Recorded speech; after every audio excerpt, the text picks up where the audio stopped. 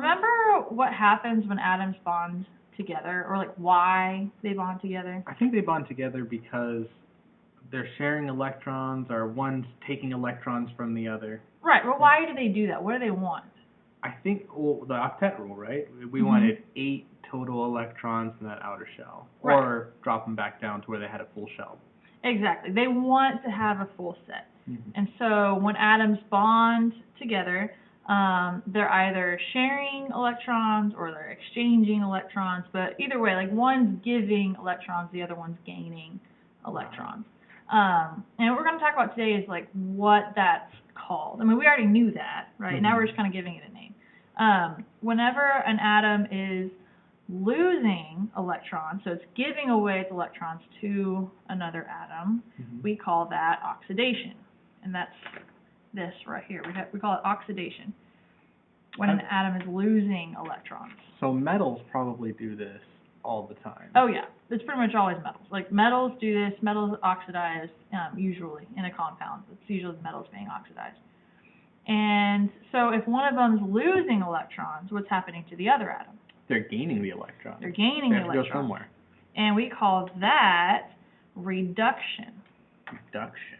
Which is kind of counterintuitive. Like you think reduced is like getting smaller or losing, but the reduction is actually the gaining. Reduction is gaining electrons. Well, electrons are negative, so if they're gaining a negative, they're actually being reduced, or they're losing. So it's like if you gained a bill, your bank account has been reduced. Yes, that is right. That's a really good way to think about it. So there's also an acronym to kind of help remember that. We say Oilrig. Oilrig. Oilrig.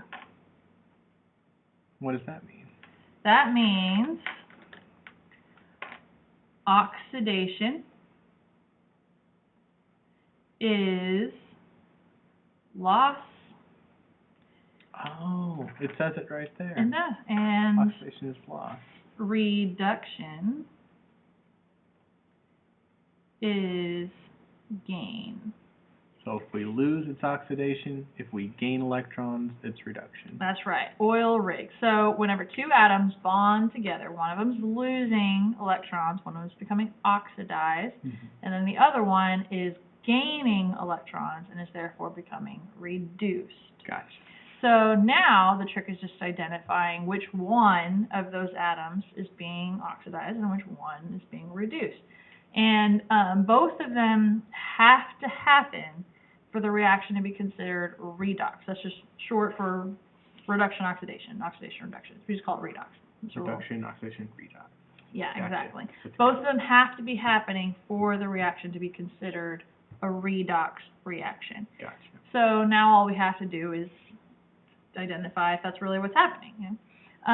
For metals, if you see an element that's by itself, so an element that's all alone, at the start of the reaction, whenever it's in the reactant side, and then in the product side, it becomes part of a compound, it is being oxidized, right here. And for the metals, if it's alone, then part of a compound, it's the one being oxidized. Because it has to give up those electrons in order to bond. Exactly. Gotcha. And whenever it's part of a compound on the reactant side and then becomes by itself, it is being reduced because it's kind of gaining those electrons back. Oh, I see. That it gave up, right?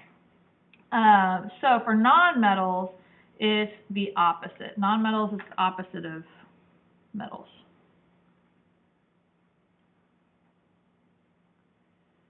Right? Because you said that the metal is usually the one giving up its electrons. If you see a non-metal that's part of a compound and then it's all alone, that's the one being oxidized. So it's the opposite, right? Because the non-metal is usually the one gaining the electrons. Right. Non-metals have that high electronegativity. Yes. They're right there at the end, so they're going to take all the electrons they can get. High electronegativity, they want those electrons real bad. So if it was part of a compound that was on the reactant side, then by itself, it's being oxidized. And if it was alone on the reactant side and then became part of a compound, it's the one being reduced. So if it was all by itself and then joined up with something else, it's probably taking the electrons from that other thing. so it's being reduced. Right, so those are the opposite of what happens with metals. And we know what all these different types of reactions are, right? So redox can happen with any one of these, a synthesis, decomposition, single replacement, or combustion, but it will never, ever, ever happen with a double replacement reaction. Never happen with double replacement.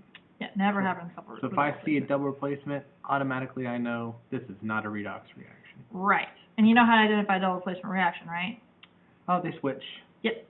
You have two things both in compounds, and then whoop, they switch spots, kind of like when you're square dancing. Have you ever been square dancing? I've been square dancing, yes. When you like do-si-do somebody. I think that's what the term is. But if you switch partners. So whenever you switch partners, if you have two things that are both switching partners, redox is not happening.